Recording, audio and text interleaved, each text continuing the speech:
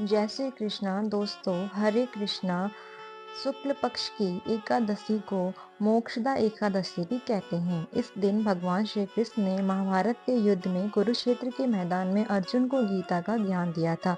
इसलिए इस दिन गीता जयंती भी मनाई जाती है।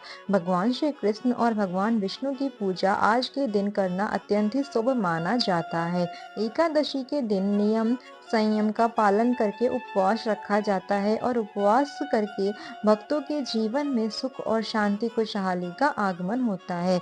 भगवान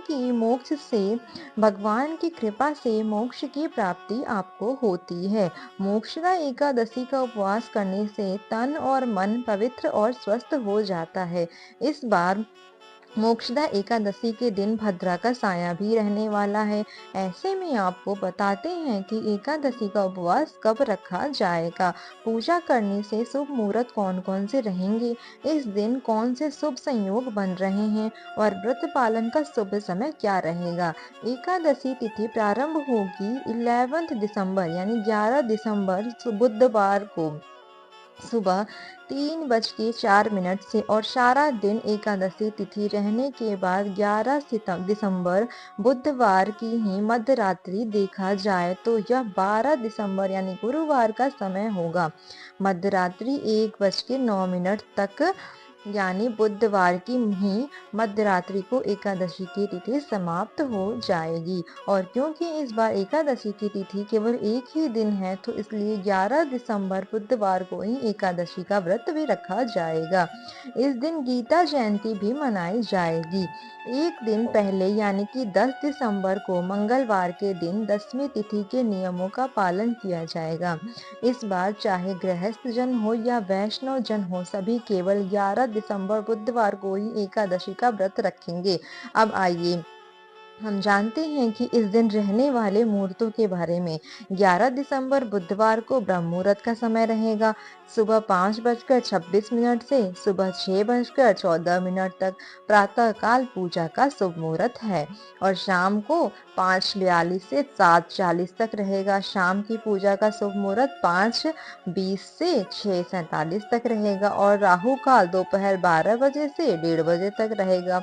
राहु काल के समय में पूजा पाठ या कोई भी शुभ काम करने से बचना चाहिए। और इस बार एकादशी व्रत के दिन दोपहर यानी कि 2:27 से भद्रा लग रही है, जो कि मध्य रात्रि 1:09 तक समाप्त हो जाएगी। और क्योंकि इस बार भद्रा का जो वास है वह स्वर्ग लोक में है। जब भद्रा स्वर्ग लोक में हो तो पृथ्वी लोक पर शुभ फल देने वाली मानी जाती है। इसलिए भद्रा का ज्यादा विचार आपको नहीं करना है। आप शाम के समय पूजा निश्चित होकर बिना किसी परेशानी के कर सकते हैं, चाहे भद्रा का समय ही क्यों ना हो, क्योंकि स्वर्ग भद्रा शुभ काम को करते हैं तो बहुत ही अच्छा माना जाता है। जब भद्रा का वास स्वर्ग लोक पाताल लोक में होगा तब वह पृथ्वी लोक पर शुभ फल प्रदान करेगा। अगर भद्रा का वास मृत्युलोक पर हो तो क्या होगा, तब वह कष्टकारी माना जाता है। और यही कारण है कि आपको इस बार की भद्रा का बिल्कुल ही विचार नहीं करना चाहिए। इस बार द्वादशी तिथि प्रारंभ होगी 11 दिसंबर बुधवार को और मध्यरात्रि 1:01 तक देखा जाए तो यह 12 दिसंबर गुरुवार का समय रहेगा और रात को 12 बजे के बाद तिथि बदल जाती है। इसलिए आप बिल्कुल भी कंफ्यूज मत हों समय के बारे में। और द्वादशी तिथि लगते ही हरिवास का समय भी शुरू हो जाएगा। द्वादश तिथि समाप्त होगी 12 दिसंबर को गुरुवार को रात 10:20 पर और 12 दिसंबर गुरुवार को सूर्योदय होगा सुबह 7:30 पर। सूर्यास्त का समय होगा शाम का 5:38 पर और ब्रह्म मुहूर्त का समय होगा सुबह 5:26 से 6:01 तक रहेगा। इस दिन 3:20 तक परिधन योग रहने वाला है, जो शुभ मुहूर्त नहीं होता है। आपको ध्यान रखना है कि अगर आप घर बनाने से संबंधित या कोई भी अन्य शुभ काम करना चाहते हैं तो आप बड़ी योग में ऐसा काम बिल्कुल भी ना करें। उस काम में आपको परेशानियाँ आ सकती हैं। यदि आप करते हैं तो बहुत सारी बाधाएँ भी आ सकती हैं या कष्ट भी आपको मिल सकता है और उसके बाद में शिव योग प्रारंभ हो रहा है, जो कि शुभ योग माना जाता है। अश्विन नक्षत्र सुबह 9:52 तक रहेगा और उसके बाद में भरणी नक्षत्र प्रारंभ हो जाएगा। अभिजीत मुहूर्त इस दिन सुबह 11:49 पर से दोपहर 12:41 तक रहेगा। राहु काल दोपहर 1:30 से 3 बजे तक रहेगा। हरिवासर का समय श्री 12 दिसंबर गुरुवार को सुबह लगभग 6 बजे तक समाप्त हो जाएगा।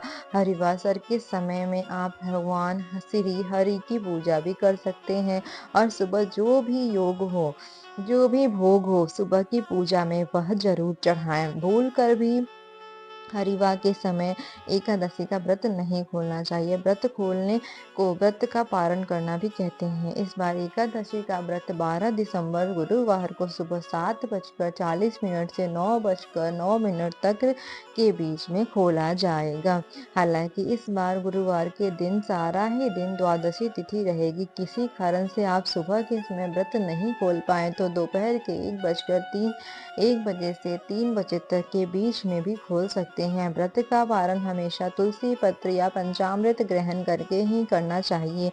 कि आपका गुरुवार के दिन कोई भी उपवास हो तो व्रत कैसे खोलना चाहिए, इसके बारे में आपको हमारे चैनल पर आने वाली अगली वीडियोस में बहुत अच्छी जानकारी के साथ मिलेगी।